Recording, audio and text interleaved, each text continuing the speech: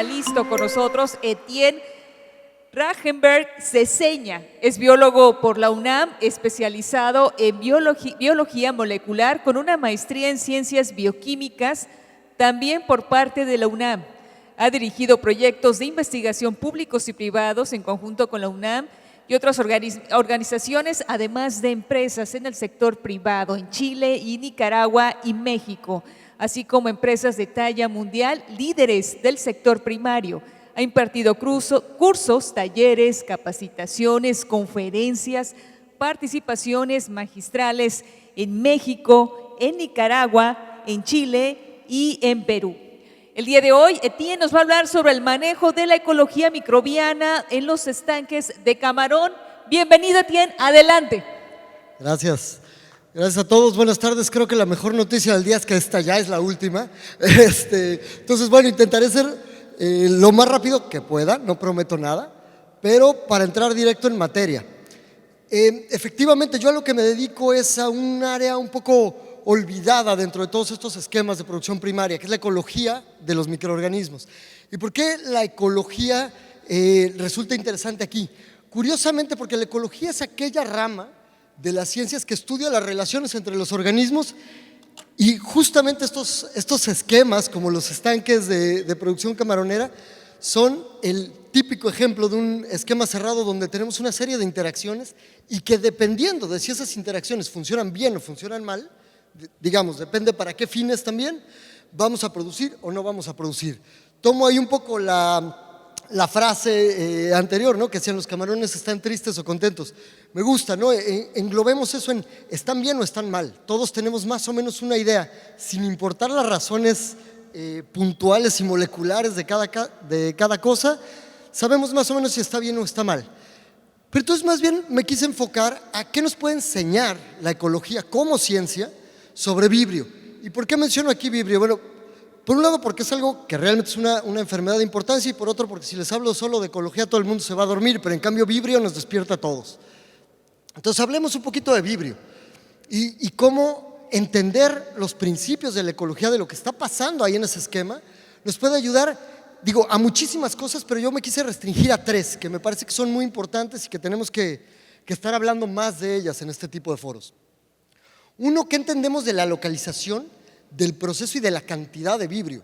Hay ingentes cantidades de cálculos de cuánto vibrio es peligroso y cuánto no, de si vibrio está aquí o está allá y si está en el agua y dónde lo mido, ¿no? Y en realidad, aunque hay muchísimas tablas y cálculos de eso, en verdad entendemos muy poco de cómo interpretarlas y de cómo utilizarlas con provecho. Entonces me parece que no lo entendemos bien en general porque lo vemos con la óptica equivocada, que es en muchos casos de la microbiología pura y no desde su ecología en una integración con todos los demás factores. Segundo, precisamente, bueno, si ya entendemos cómo es el proceso, qué es en lo que me tengo que fijar para pues, estar tranquilo, irme a Miami, como decían, a gastar los $80,000 o para poner el San Antonio de cabeza. ¿Cuál es ese factor que me tiene que asustar o que me tiene que dar tranquilidad en el momento que hablo de vibrio? Y por último, bueno, ¿cómo podemos controlar vibrio desde una perspectiva que sea ecológica? ¿Y por qué nos interesa que sea ecológica? Porque la ecología justamente trabaja sobre las relaciones entre los organismos y eso para cualquier esquema de producción primaria es la forma más barata de hacer las cosas, siempre. ¿Por qué? Porque utilizamos los mecanismos naturales en vez de nadar contra ellos. Entonces empecemos ya a entrar en materia un poco más. Se han hecho ya muchos trabajos conforme fue bajando de precio la biología molecular, algunas técnicas que ya salieron mencionadas ahora, como la genómica, la metagenómica, la proteómica.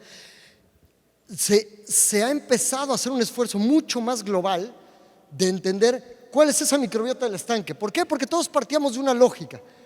Tenemos que entender cuál es la microbiota que hay antes para ir poco a poco entendiendo en qué momento vibrio, pues ahora sí que nos agarró desprevenidos y nos atacó. Y entonces, entendiendo eso, yo podría, en teoría, evitar la llegada de vibrio en primer lugar.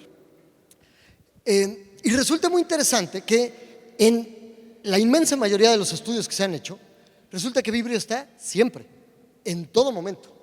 No hay, creo que no hay un solo trabajo que no presente a vibrio, pero incluso yo me atrevo a decir que en un 60-70% de los trabajos que se han hecho esto, Vibrio juega uno de los papeles primordiales en la microbiota. Es decir, no solo tenemos un montonal de Vibrio, siempre, en camarones sanos, en camarones enfermos. Y entonces, bueno, ¿qué detona que de pronto ese Vibrio que ahí estaba nos ataque y que en otro momento, en un estanque con la misma cantidad de Vibrio, no nos ataque?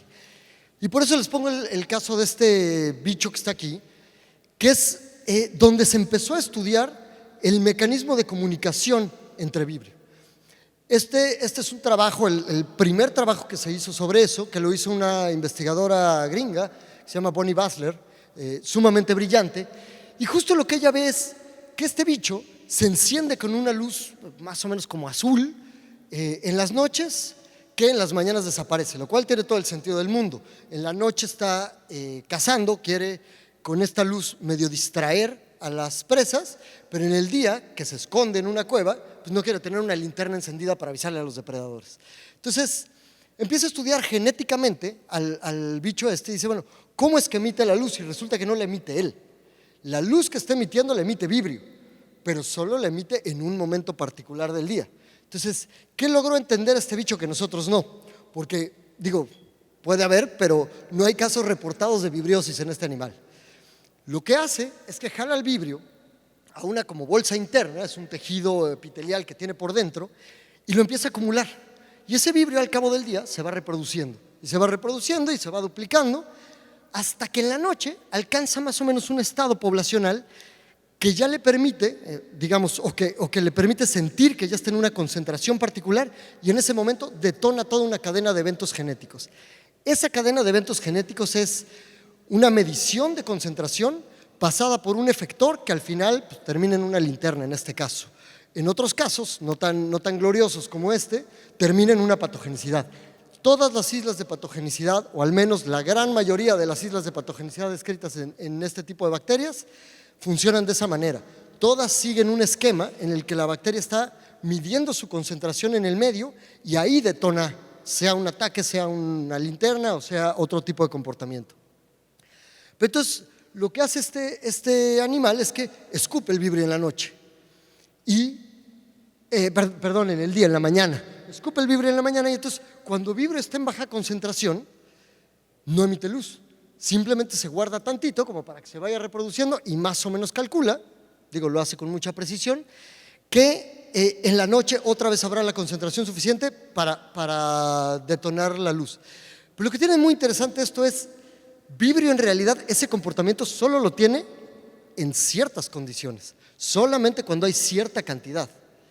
Y entonces, si todas las islas de patogenicidad funcionan así, abre una primera pregunta, ¿no? Y es, bueno, ¿no será que Vibrio en nuestros casos tenemos que hablar mucho más de concentraciones que de cantidades? Y bueno, ahorita vamos a eso. Algo que también llama mucho la atención es justo esto, ¿no? O sea, pensándolo desde la ecología, si Vibrio es una bacteria que vive tan contenta en el interior de un organismo, ¿no les parece que es un poco absurdo matarlo? O sea, si yo me alimento de un árbol de manzanas, pues quizá la peor idea sería talar el árbol, ¿no? Entonces, ¿qué está pasando dentro de nuestros estanques? Que esa relación no está funcionando, pues digamos, de la manera que es ecológicamente sensata, ¿no? O aquello para lo que Vibrio evolucionó para hacer. Entonces, bueno, la gran pregunta en realidad aquí es, pues, entonces, ¿por qué ataca Vibrio? ¿No? Si no tiene mucho sentido biológico para él y solamente lo hace en ciertas condiciones, bueno, pues ¿cuáles son esas condiciones? Y hay algo que ha llamado mucho la atención de todos estos estudios de genómica que se han hecho. Por ejemplo, estos son estudios de RNA ribosomal. Lo único que se hace es tomar una muestra de algo, en este caso del intestino, del agua, de los fondos, se despanzurra todo, se mete a la licuadora y se obtienen solamente cierto tipo de fragmentos que nos permiten identificar qué especies tenemos ahí. Y esto, la verdad es que fue una sorpresa para todos los que nos dedicamos a microbiología, porque desde hace mucho venimos diciendo, el problema es que yo tengo que medir el Vibrio en el agua. Cuando el Vibrio en el agua me alcanza a cierto nivel, el camarón va a estar lleno de Vibrio. ¿Por qué? Pues porque, digamos, de una manera un poco directa, pero como que pensamos que el camarón es un tubo que va deslizándose sobre el agua y entonces que va adquiriendo todo lo que viene ahí en el medio y que el tubo al final va a quedar lleno de lo mismo que está lleno el medio, ¿no? Y tiene, en muchos casos, podría interpretarse como que tiene sentido. Así nos lo dijo la microbiología durante muchísimo tiempo, hasta que llegamos a los resultados, y los resultados nos indican exactamente lo contrario. Si se fijan aquí, es una gráfica de pastel que indica cuáles son las familias bacterianas que hay en el intestino, y en el otro nos indica cuáles son las que están en el agua. Este trabajo se ha replicado ya en muchas ocasiones, en diferentes lugares, y los resultados son siempre similares. No son similares en qué tipo de familias hay. En donde sí son muy similares es en que una con la otra no se parecen. De hecho, hoy día, de todos estos trabajos de genómica, lo que se ha concluido es que la relación poblacional entre la microbiota del intestino con la del agua es menor al 8%. O sea, no se parecen, pero nada, ¿no? Me parezco yo más a mis primos terceros. Y eso es una locura, porque entonces nos está diciendo varias cosas. Una, que quizá cómo estábamos evaluando la condición del estanque no era la correcta para evaluar la condición del camarón.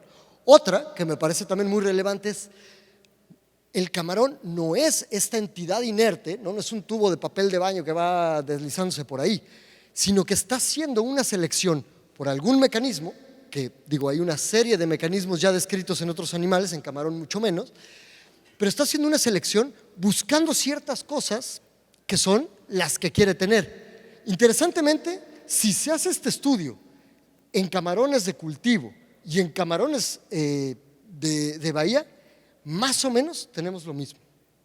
Y entonces algo más me llama la atención, y casi como para dejarlo ahí flotar en el aire y que cada quien saque sus conclusiones, pero una cosa que llama mucho la atención es si el camarón está efectivamente seleccionando aquello que le es más propicio, ¿no? Porque evolutivamente así es, fue seleccionando aquello que le convenía, y el camarón está siempre, natural o en granja, lleno de vibrio, ¿qué nos estaría diciendo la suma de esas dos, ¿no? El camarón de cierta manera está eligiendo llenarse de vibrio.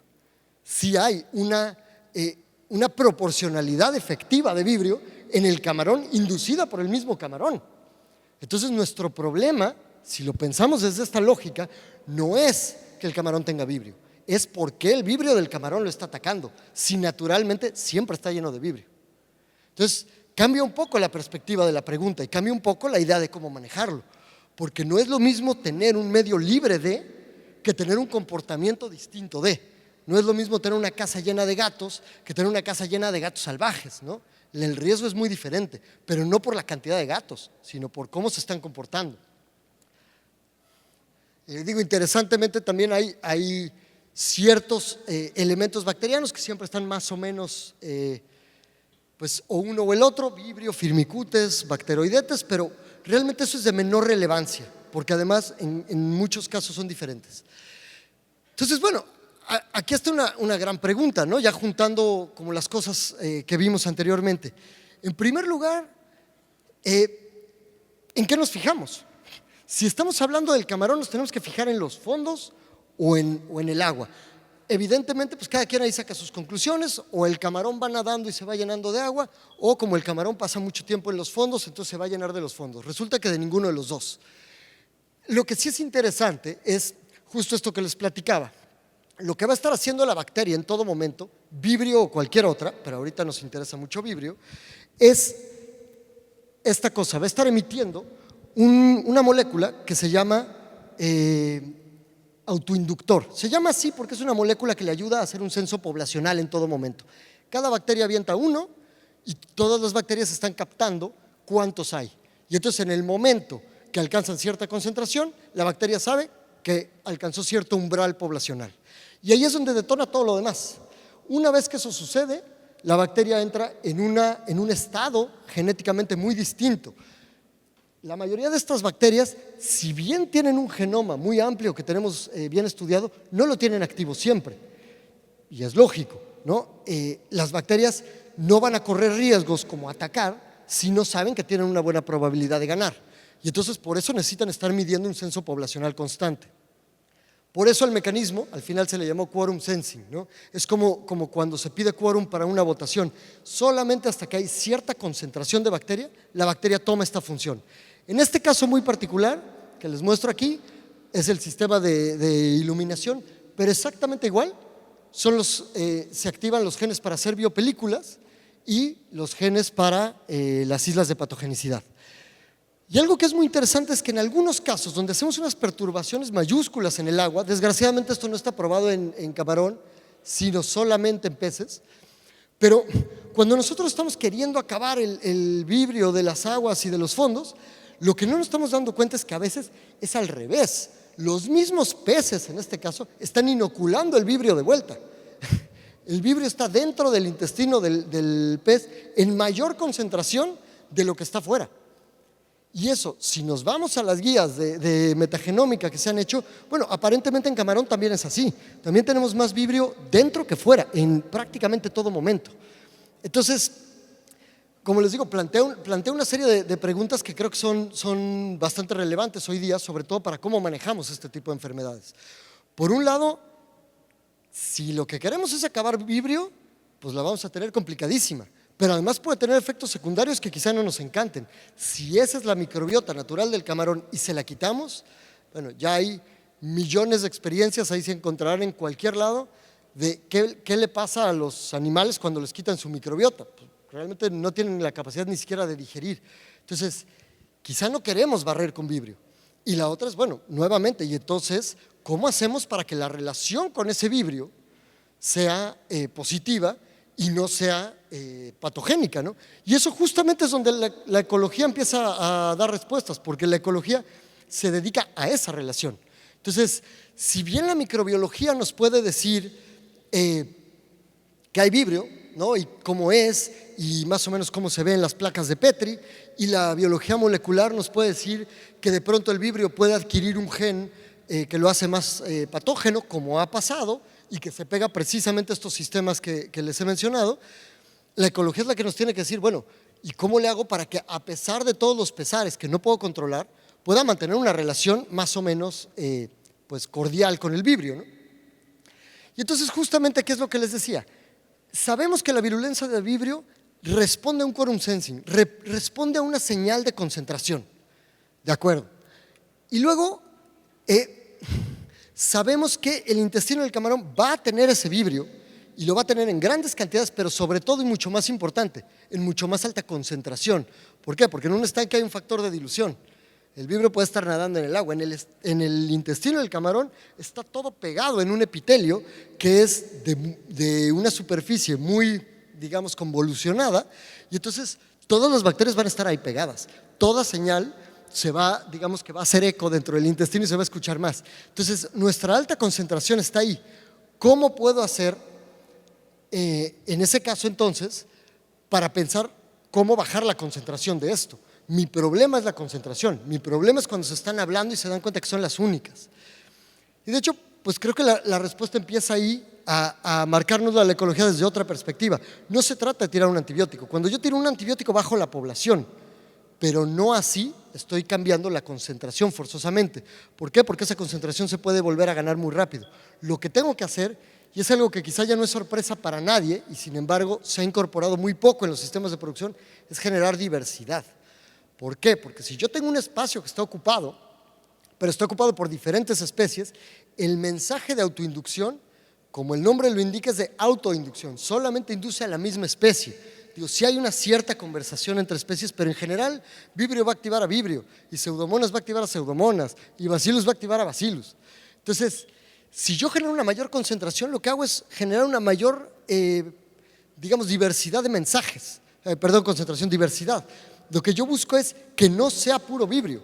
¿Por qué? Porque algo que nos han enseñado los estudios de genómica precisamente es que yo voy a tener nichos ecológicos abiertos, y esos nichos ecológicos lo que va a suceder es que alguien los va a llenar. ¿Por qué? Porque es energéticamente favorable. Si hay una comida disponible ahí, alguien se la va a comer, sin lugar a dudas.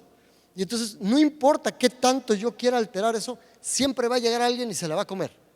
Incluso en laboratorios de microbiología tenemos el gran problema de las contaminaciones, es quizá el mayor problema, porque si yo dejo una sustancia que está, digamos que es susceptible de ser comida por una bacteria, siempre en algún lado va a haber una que va a aparecer y se lo va a comer. Eso no lo puedo evitar. Lo que sí puedo hacer es, bueno, ¿qué pasa si yo decido quién se los come? ¿No? ¿Qué pasa si en vez de concentrarme en matar a vibrio, puedo ocupar esos nichos ecológicos de otra manera? Si yo incremento esa diversidad, de forma automática bajo la diversidad, bajo la concentración de todas y cada una. Ahora, aquí sí hago la acotación, esto pasa con vibrio, pero potencialmente nos puede pasar con cualquiera. Cualquier bacteria que esté en una concentración mucho más allá de toda la proporcionalidad del ambiente es potencialmente un organismo dañino.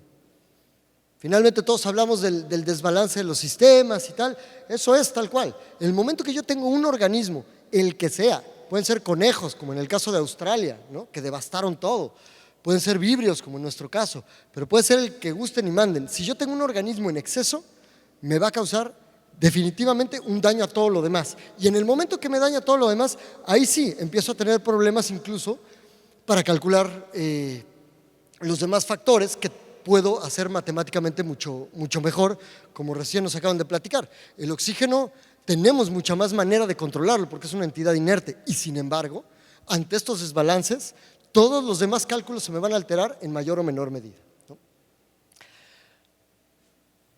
Bueno, y entonces justamente ya partiendo de eso, tenemos un problema de concentración de vibrio al cual tenemos que empezar a trabajar.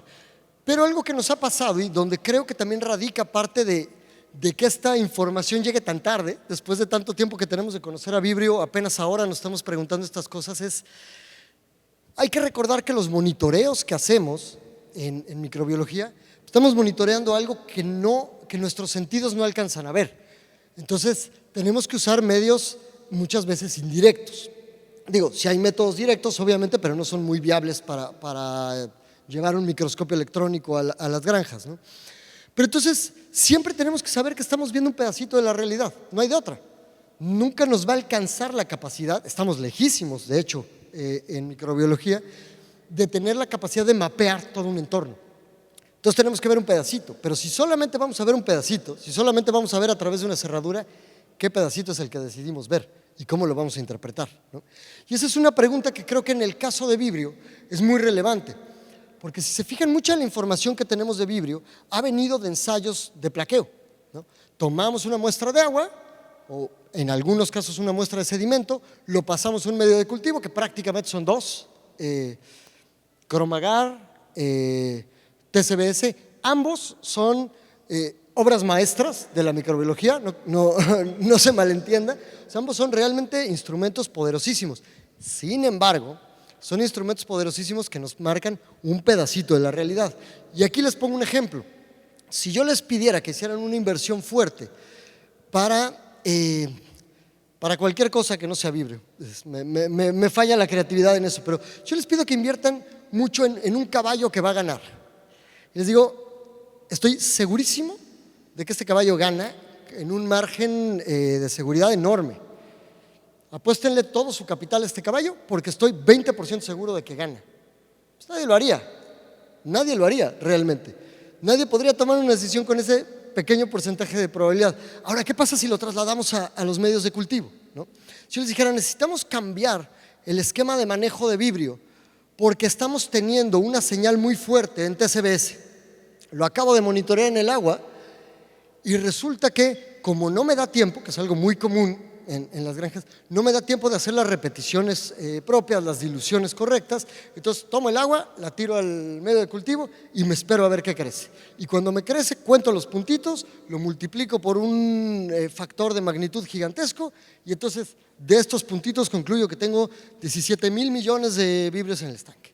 Ahora, si se fijan, les pongo aquí unos datos de la literatura, que los hemos contrastado, hemos tenido la oportunidad de contrastarlos con muchos de los técnicos de laboratorios acuícolas. Y justo creo que algo que no pasa es que todos leemos la ficha técnica del TCBS, pero no estamos muy acostumbrados a leer la literatura anterior del TCBS, donde dice, por ejemplo, que el factor de detección en muchos experimentos de Vibrio es menor al 60%. Entonces ella, nomás de entrada ya me está metiendo un error gigantesco, donde, pues perdón por la expresión, pero si yo tiro una moneda al aire y me pregunto si hay Vibrio o no hay Vibrio, tengo más probabilidades de detectarlo que así, 10% más. Y esto, les pongo las referencias ahí, supongo que les van a compartir las presentaciones, por si alguien quiere consultar los artículos. Pero luego también me dice que hay un 59% de falsos positivos. Entonces, digo, si tengo muchísima suerte, los que no me detecta acá me los va a detectar acá y quedo igual, ¿no? Pero la verdad es que la probabilidad de acertarle con esto, y sobre todo sin hacer repeticiones, es ínfima, es ínfima. Yo no apostaría ese caballo. Ahora, peor todavía, resulta que hay microorganismos que son muy comunes en los estanques que pueden crecer en estos medios. ¿En qué situación nos deja? Y entonces, estas conclusiones que tenemos muy claras de Vibrio, en realidad, si esas las hicimos utilizando este método, entonces podríamos volver a empezar desde el inicio y decir, quizá lo que sabemos de Vibrio, lo que hemos aprendido por este medio, pues solamente tiene un 140% de probabilidades de estar mal, ¿no? Y justamente entra otra cosa, ¿no? Yo siembro mi Vibrio, perdón por las rayitas, pues me fui muy educado y me apegué al formato, pero sí estorban un poco. Pero una pregunta para quien quiera. Si yo pongo a fermentar una bacteria que duplica su población cada 30 minutos a las 8 de la mañana y alcanza su máximo poblacional a las 8 de la noche, ¿a qué hora tendría la mitad de la población? Alguien que se anime.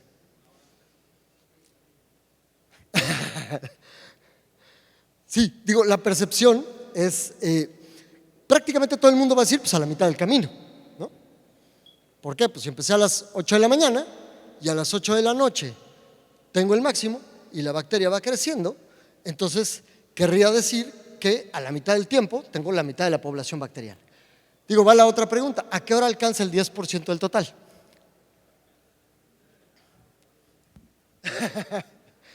Pues ya digo, aprovechemos. Digamos, todo esto es para plantearles una cosa. Las bacterias crecen de manera exponencial. Estamos muy acostumbrados a ver el mundo de manera lineal, pero el crecimiento de las bacterias es exponencial. ¿Qué quiere decir? Si se fijan en la curva y en el ejemplo anterior, quiere decir que si la bacteria se reproduce cada 30 minutos y se duplica, la mitad de la población yo la voy a tener 30 minutos antes de las 8 de la noche. Y entonces quiere decir que el 25% de la población lo voy a tener a las 7 de la noche y que la mitad de eso con las horas. Entonces también me lo pinta de otra manera. Todas las primeras horas yo tengo una concentración bajísima de la bacteria, prácticamente indetectable. Está ahí, se está reproduciendo, pero solamente se pone interesante en los últimos 45 minutos. O sea, paso de estar en absoluta tranquilidad, donde si yo lo metiera a un medio de cultivo, me diría, no hay nada, o hay poquísimo, pero en 45 minutos me dio la vuelta completamente. Ese es el problema de las curvas exponenciales cuando estamos evaluando los estanques con métodos lineales. Cuando yo hago mi medio de cultivo y me espero 24 horas, si la bacteria de veras tiene este funcionamiento, me pueden pasar varias cosas. Una, que ya para cuando salí, ya, demasiado tarde. Pero la otra es que me da la información de qué pasaba 24 horas atrás. Si yo tengo un comportamiento de estos, con el ejemplo que hicimos de las 8 de la mañana a las 8 de la noche, y yo tomo mi muestreo a las 2 de la tarde, lo que voy a concluir es que aquí no hay nada. Tengo, pero un 0.0001% de la población total. Sin embargo, donde se pone interesante es justo en ese punto exponencial. Ahí es donde las cosas nos salen raro. Entonces, el problema es que muchas veces no podemos correlacionar un dato que tomamos de una fotografía de un proceso que asumimos que es lineal, como el crecimiento bacteriano, con un fenómeno que es exponencial y que en cualquier momento, si detona con una violencia que no alcanzamos ni siquiera a leer en el medio de cultivo. Aún si nos diéramos cuenta que ya tenemos el problema, corremos al medio de cultivo, la información para cuando la tengamos ya es obsoletísima.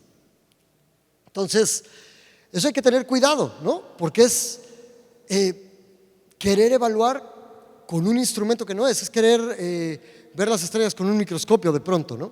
No es el instrumento adecuado. Y justamente, ¿no? Por eso les digo, en esta diferencia, o sea, el crecimiento lineal y el crecimiento exponencial se parecen mucho al inicio, cuando tengo poquito, pero en el momento que las bacterias entran a cierta concentración,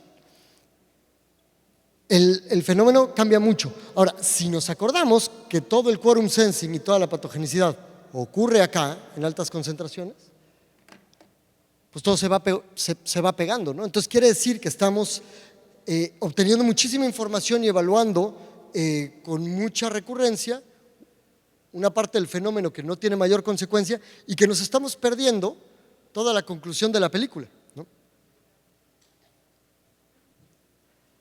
Entonces, bueno, justo esto plantea una problemática bien grande, ¿no? Y entonces, ¿cómo le hacemos? ¿Cómo puedo trabajar con algo que no puedo ver? Si todo esto nos está indicando una serie de cosas, bueno, ¿qué hago? Porque si ya no tengo quien me avise que ahí viene Vibrio, o para cuando me avisa ya llegó, entonces ¿qué hago? Pero aparte tengo otro problema, y entonces si Vibrio ya estaba, y lo peor es que estaba invitado por el mismo camarón, entonces, pues bueno, ¿qué puedo hacer, no? Y realmente ahí entra un punto interesante que les mencionaba hace un momento, ¿no? Pero aquí ya les presento incluso una de las varias publicaciones que hay al respecto. En muchos esquemas, y esto no solamente en camarón, incluso este tipo de estudios iniciaron en el agua de ríos, ¿no? Y particularmente de ríos contaminados en India y en Gran Bretaña. Y justo lo que se ve es que de un metro al otro del río, la comunidad microbiana cambia enormemente. Fíjense otra vez qué cosa tan curiosa, porque pues uno pensaría que ahí va, ¿no? Y que si está aquí, pues está allá. Y no, resulta que cambia con mucha más frecuencia de lo que creemos. Lo que no cambia es la composición funcional. Dicho de otra manera, si hay azúcar va a haber quien coma azúcar. Si hay proteína va a haber quien coma proteína. ¿Quién es? Puede cambiar enormemente.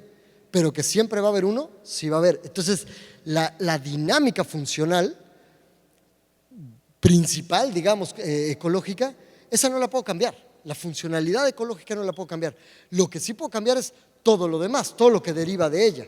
Dicho de otra manera, Vibrio come azúcar muy bien. Claro, también los bacteroidetes, que son uno de los grupos con los que compite más en el estanque. Desgraciadamente no los podemos cultivar.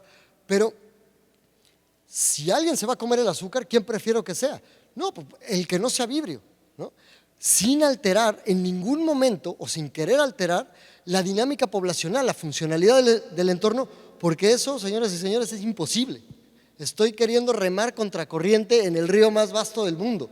O sea, no hay manera de que yo cambie, por lo menos no barata seguramente, que yo cambie absolutamente toda la dinámica funcional de la microbiología del estanque, pero sí puedo entonces no cambiar esa dinámica, sino decidir hasta cierto punto quién la juega y qué me otorga cambio. Y entonces, en el momento que yo puedo decidir eso, puedo jugar con este factor, que es la beta diversidad o la diversidad relativa. Hemos escuchado mucho de la biodiversidad, que en realidad es lo que ahora ya le decimos la alfa diversidad. ¿Cuántas especies tengo por unidad de volumen, por unidad de superficie, por unidad de lo que gusten? La beta diversidad más bien lo que hace es cuánto tengo de una con respecto a las demás. Que eso es lo que yo quiero mantener quieto. Ahí es donde yo tengo que generar homeostasis. No me importa si es Vibrio. En este caso no me importa si es Vibrio o si es bacteroidetes. Lo que sí me importa es que nunca se exceda. Y en el momento que no se excede, me estoy pareciendo mucho más a cómo el camarón está acostumbrado y ha evolucionado durante tanto tiempo para sobrevivir. Eso es lo que nos gusta a todos los seres vivos, esa homeostasis microbiana. Lo que sí puedo trabajar es eso. Entonces, muchas veces cuando hacemos el combate a Vibrio, lo que estamos alterando precisamente es esto. Y entonces sí puedo bajar la cantidad de Vibrio, pero quizás estoy incrementando su concentración relativa, sobre todo si se aloja en tantos puntos del estanque, como les acabo de mencionar, el camarón mismo, y entonces estoy corriendo un riesgo muy grave a pesar de que estoy bajando la cantidad. Subo la concentración relativa, incluso bajando la cantidad. Y creo que ese es un mensaje que hay que llevarse en todo momento, ¿no? Decían hace ya muchos años, esta es una frase muy vieja, pero creo que sigue siendo vigente. Todo está en todos lados, pero el ambiente selecciona. Vibrio patogénico está. Lamento informarles que todos tienen E. coli potencialmente mortal en el intestino en este momento. Y muy probablemente tengan vibrio cólera también. Y muy probablemente tengan muchas otras cosas que nos falta descubrir que son potencialmente mortales. La única razón es que el ambiente no las deja actuar. Cada vez que yo le doy una oportunidad en el ambiente, genero las condiciones en el ambiente para que se me pueda desbocar una población, estoy abriendo una posibilidad gigantesca de que aquello que no me estaba causando ningún daño se vuelva potencialmente letal. Y bueno, con eso termino y espero poder responder las preguntas que surjan. Muchas gracias. Muchísimas gracias, Etienne, por acompañarnos en esta tarde aquí en Conagua 2024. Tenemos espacio para 1 o 2 preguntas. ¿Hay una persona que tenga algún interés? Levanten la mano, le llevamos el micrófono. De este lado hay un caballero, le acerco yo aquí el micrófono, que tiene una pregunta para Etienne. Buenas tardes. Buenas tardes. De antemano felicitarlo por la conferencia en un tema tan extenso y tan complicado para las personas que se dedican a producir camarón. Este tema de las bacterias y la ecología misma dentro del estanque es tan vasto que, lo dijiste tú, es imposible encontrar qué hay en el estanque. Y las relaciones que hablabas al principio de la bacteriología dentro del organismo, en organismos, en camarones que están en la bahía y los que están en los estanques, es muy similar. Solo que los que están afuera no se mueren y los que están adentro del estanque sí, pienso yo, ¿no? Aunque tengan más o menos la misma bacteriología. Entonces estamos entendiendo que el tener los camarones en este tipo de cautiverio modifica totalmente la ecología microbiana. No es lo mismo tenerlos afuera que tenerlos concentrados. ¿En qué momento, cuál es la visión que tienes tú para que la microbiología junto con la ecología le den un norte más aproximado a los que se dedican a producir camarón? Porque realmente yo mismo he hecho muestreos de estanques en 5 partes diferentes del estanque y son 5 resultados diferentes. Entonces, hacia allá va mi cuestionamiento. Con la experiencia que tienes, con los estudios que has hecho, ¿cuál es la visión o qué esperanzas tenemos de tener una aproximación más real para que utilicemos las herramientas para tomar decisiones que sean en tiempo y forma, que es lo que siempre queremos hacer? Wow, pues excelente pregunta. Está difícil, pero bueno, profundizaremos más. Por cierto, nada más para hacer la mención, creo que hay algo más todavía en una de las salas acá, por si quieren profundizar más, pero en breve yo diría, hay varias cosas que creo que tenemos que empezar a entender como humanidad, pues como cuerpo científico.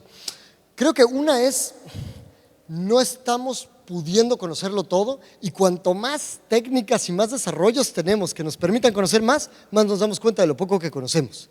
Entonces, sería muy difícil pensar en que próximamente la microbiología o la biología molecular van a dar una respuesta que nos permita monitorear realmente con más exactitud. Lo que sí creo que nos permite la técnica actual es empezar a ver patrones.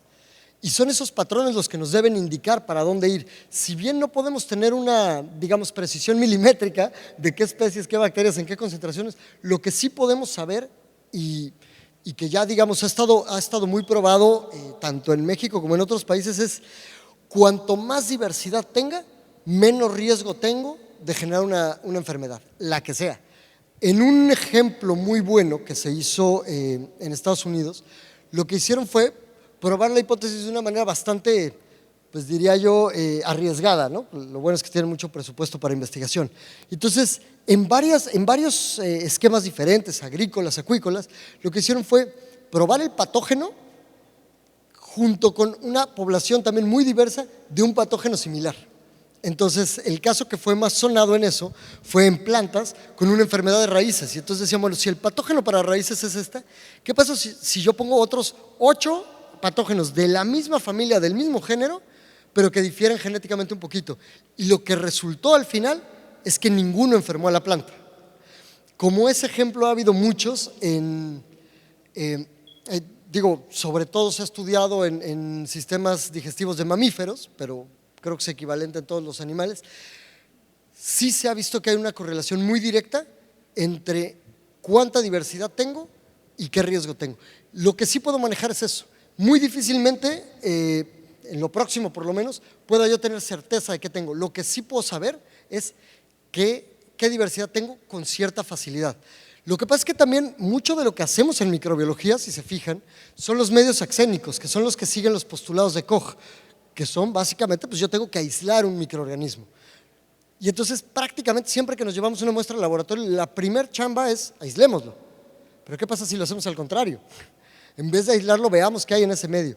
Y digo, ya hay muchas líneas de investigación a ese respecto y nos estamos llevando varias sorpresas, ¿no? Que pues justamente acaba en la misma historia. Cuanto más diverso es el ambiente, más facultades le da a cada organismo de ocupar un pequeño nicho en vez de a uno de ocupar un nicho muy grande, y entonces se resuelven problemas de patogenicidad. También digo, por ahí se genera una mayor diversidad química, ¿no? Que también es interesante. Tenemos aquí otra pregunta de otro caballero. Gracias. Sí, buenas tardes. Dando a colación a lo último que comentabas, de que estimulando una mayor diversidad química en el estanque, hablando de iones, de nutrientes, igual puedes crear una mayor diversidad biológica que te permita equilibrar tu ecosistema. Entonces, si estamos recibiendo eutroficación de agricultura, eutroficación humana, tenemos que estar concebido ese problema que estamos arrastrando en nuestros cárcamos de bombeo para balancear eso, y creo que sí es en base a primero la química y obviamente las cepas diversas de X o Y especie que necesitamos estimular en los estanques. Creo que por ahí va la clave para concretar la diversidad, ¿no? Creo que es un excelente comentario. Sí, efectivamente, la diversidad química, la diversidad en general, pero la complejidad se construye a partir de cierta diversidad.